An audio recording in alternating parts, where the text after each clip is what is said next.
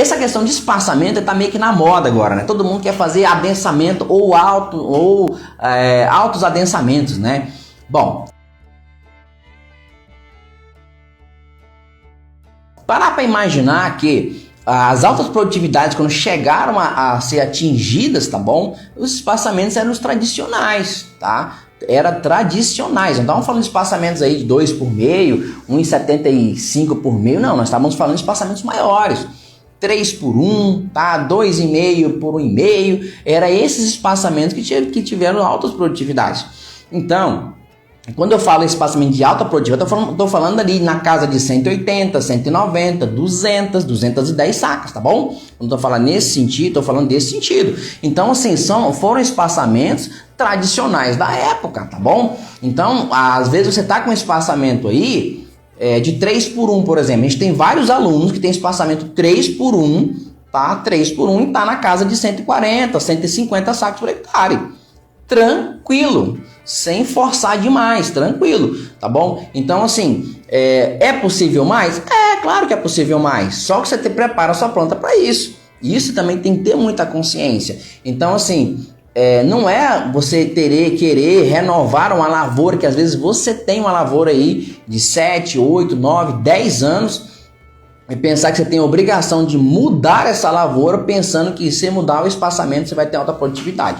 Na verdade, o seu problema talvez não seja o espaçamento, seja o manejo que você está fazendo com as suas plantas, seja o monitoramento que você está fazendo com as suas plantas, seja a adubação que você está fazendo com as suas plantas e seja o tipo de solo que você está trabalhando com a sua planta. Então, na verdade, talvez não seja nem o espaçamento esteja bloqueando aí a sua alta produtividade, tá bom? E isso é uma das coisas que você tem que observar, porque você fazer uma nova implantação é caro.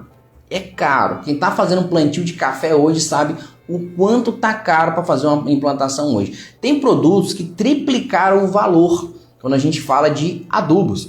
Tem fertilizantes, né? Tem também inseticidas e fungicidas que mais do que dobraram.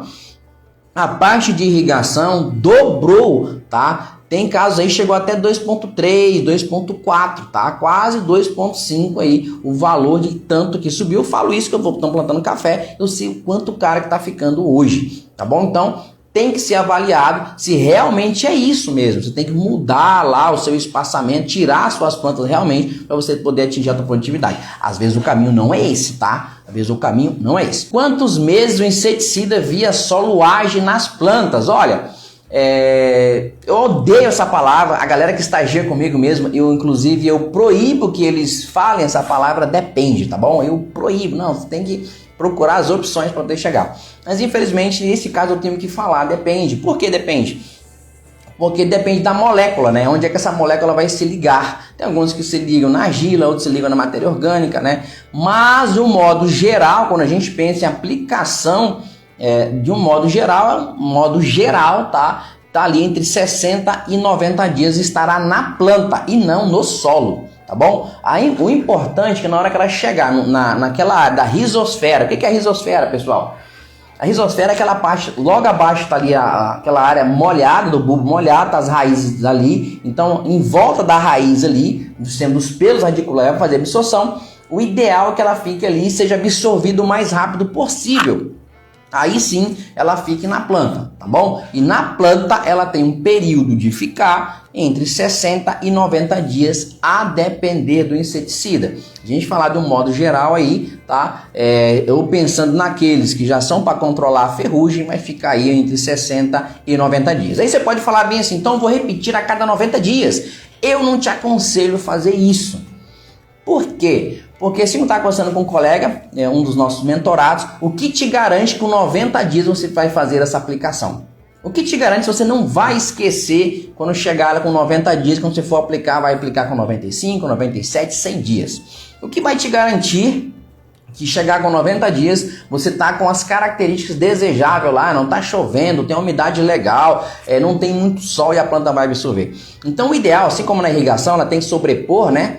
Então, antes desses 90 dias acabar, então diria para você ali na faixa de 80, 85 dias, você se programa para fazer uma segunda aplicação, se no seu cronograma, se o planejamento está lá, assim para você não perder o time. Depois que você perdeu o time, aí as coisas acabam enrolando demais, tá bom? Vamos lá aqui, olha aqui, que mais tem pergunta? Tem mais pergunta aqui. Alta produtividade, ela é possível somente para quem tem festa de irrigação? Entenderam aí a pergunta? Alta produtividade é possível somente para quem tem festa de irrigação? Não, também não. Não se engane com isso, tá bom? As altas produtividades, as primeiras, por exemplo, não tinha festa de irrigação. A gente conseguiu, por exemplo, aí a primeira de Rondônia, que nós conseguimos fazer no ano de, sei lá que ano foi. Mas assim, não tinha.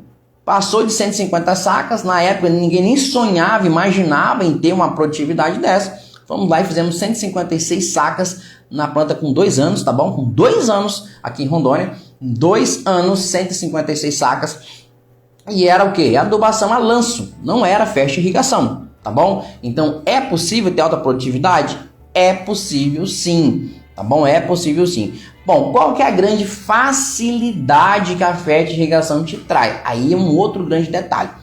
Bom, você consegue aplicar doses menores, tá? Na hora que você precisa. Aí você tem um volume no seu stand de planta muito grande. A gente vai falar aí, por exemplo, de 70 mil plantas, 50 mil plantas, 30 mil plantas, 200 mil plantas. Então não tem como você ficar ali fazendo 2, 3 adubações no mês. Então aí literalmente você tem que fazer um sistema de festa de irrigação, porém esse seu sistema de festa de irrigação tem que estar o quê? Adequado, muito bem planejado, tá? Tem que estar com a margem de erro não mais que 10%, não mais que 10%, é inadmissível você ter uma margem de erro mais que 10%, tá bom? E aí sim, porque o que a gente tem visto também? Sistemas de irrigação, porém ineficientes. Então era melhor, muitas das vezes, você ter uma adubação via a lanço, granulado no solo, do que você ter lá via festa de irrigação que não funciona. Porque se funciona, funciona mal, joga mais água nutriente num setor do que em outro, joga mais em determinada localidade do que em outro, mais no início da linha tem mais pressão, mais no final da linha você falta pressão. O que você tem que fazer isso?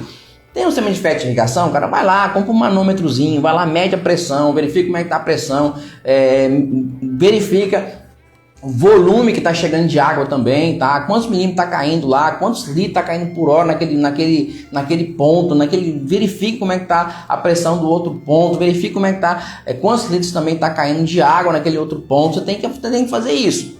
Infelizmente tem que fazer isso. Isso tem que fazer quando? Quando o cara foi instalar. E depois acabou, não, você tem que fazer manutenção, monitoramento, lembra?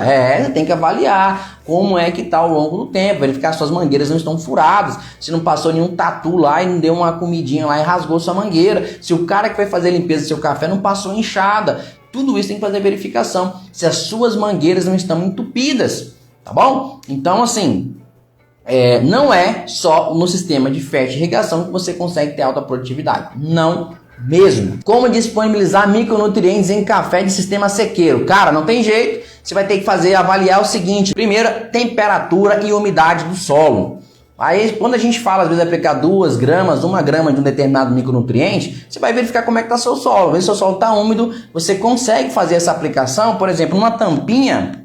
Eu não tenho uma garrafa PET aqui não, mas uma tampinha de garrafa PET, você pegar um ácido bórico que lá dá 1 grama. Sério, o ácido bórico ele é muito leve. Como é que eu sei isso? Que eu já apliquei várias vezes, tá bom? Então você põe aquilo lá, você consegue jogar, dosar numa planta. Vamos supor que o seu solo está bastante úmido, e aí você pode fazer o quê? Você vê que vai parar a chuva, aí você tem que fazer essas aplicações, tentar dar uma antecipada, tá bom? Aí você pode fazer 2 gramas, por exemplo, faz 1 grama de um lado da planta, outra grama do outro lado da planta, faz as 2 gramas, um exemplo, tá? Se você fosse usar o ácido bórico. Mas aí você tem que utilizar e aproveitar o quê? Os momentos de umidade do solo e os momentos de baixa temperatura, que geralmente começam quando? Geralmente começam a partir do mês de outubro. Então quem está no sistema sequeiro, quem não tem sistema de irrigação, o ideal você tem que ajeitar a sua casa, ajeitar a sua lavoura a partir de outubro até o mês de abril, porque a partir dali você sabe que para de chover, você vai para uma colheita e certamente você terá muito pouco tempo para poder fazer as outras coisas, porque a colheita ela vai demandar muita calma, muita paciência para mexer com peão, para mexer com colheita, mexer com sacaria. Vocês sabem muito bem o que eu estou falando, para quem já colheu café. E aí é o seguinte, se você não fizer isso também, tem que fazer muito bem agora para deixar suas plantas preparadas para quando chegar para quando chegar a florada, tá bom? O que você acha do verdadeiro para controlar a ferrugem? Controla, cara, controla sim, tá? É um produto muito bom, tá bom? Muito bom mesmo. E aí você tem de quebra, você ainda vai fazer um controle de cochonilha, né? Ou uma prevenção de cochonilha. Só se atenta ao time, o momento de aplicação, porque ele é um produto um pouco mais caro, tá bom? Um pouco mais caro. E aí é o seguinte, para você não perder o seu dinheiro e fazer um bom controle. Mas ele é um produto muito bom, tá bom? Muito bom mesmo. Quantas gramas devo usar de micronutrientes? Cara, essa pergunta não tem como te responder. Quanto vai precisar vai depender de quanto a planta precisa e quanto o seu solo tem capacidade de segurar, de reter esse nutriente. O que vai depender dessa capacidade de reter esse nutriente são o quê? São as cargas negativas, né? Então vai estar lá na argila ou vai estar onde? Lá na matéria orgânica. Então vai depender primeiro disso do solo. O outro detalhe que vai depender de quanto vai ser necessário é de quanto essa planta tem. Quanto tem na planta, aí você tem que avaliar na análise de solo, depois você faz uma avaliação de análise de folha, aí você vai saber precisamente quantos gramas realmente por planta você vai conseguir fazer a aplicação. Outro detalhe, evite o máximo possível a utilização desses produtos, o FTE, por exemplo. Você não tem possibilidade de comprar, na sua região não tem, eu entendo. Mas se você for olhar um produto desse, às vezes você precisa de umas doses de boro ou de zinco, que seja uma dose um pouco mais alta lá. A gente está falando na casa de 18%. Você vai olhar alguns FTE, tem 0,3% de boro, tem 2% de zinco. Aí você está comprando um produto que tem, por exemplo, lá 13% de ferro. Você precisa de ferro na sua propriedade? No seu solo não precisa. E realmente o que você precisa não tem. Então, em alguns momentos, tenta evitar um pouco isso, a não ser, exceto que realmente você não tenha condição naquele momento de comprar. Qual é a melhor época, né? Ou mês para fazer uma poda programada? Quando deixar os brotos, ele é de Rolim de Moura. Um forte abraço, cidade que eu gosto muito de coração. Morei por quase 9 anos nessa cidade.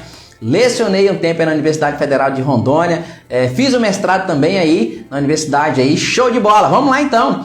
O melhor mês para você fazer vai depender da sua colheita. Colheu, aí a partir daí você deixa os brotos. Tem alguns experimentos, né, a condução que a gente fez, em tentar deixar em outros meses, por exemplo, deixar ali a partir do mês de novembro, dezembro, em mês de janeiro não ficaram bons, os brotos estiolaram, cresceram demais, tá? Então não deu legal. Quando é que é bom? Colheu, você faz, geralmente vai ficar ali entre o mês de julho e o mês de agosto, tá bom? Separa esses brotos ali, entre julho e agosto, mais ou menos. Você chegar na sua colheita, colheu, assim que você colher, você faz então a seleção dos seus brotos aí da sua poda programada. Não deixa para fazer isso, nem final e nem início do ano, que você pode ter um sério problema com brotos estiolados aí.